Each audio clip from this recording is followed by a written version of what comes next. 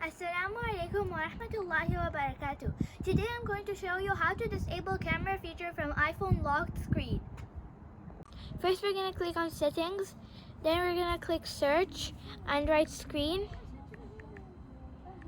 Then the app will appear and click on it. Click content and privacy restrictions, click allowed apps and disable the camera.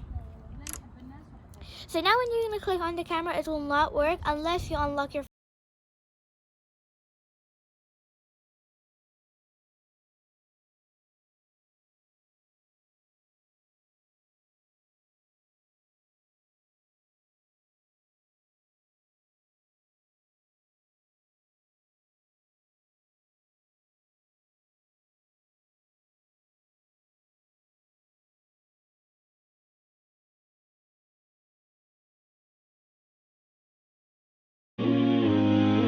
I hope you understood these easy steps. If you have any questions, please write in the comment below.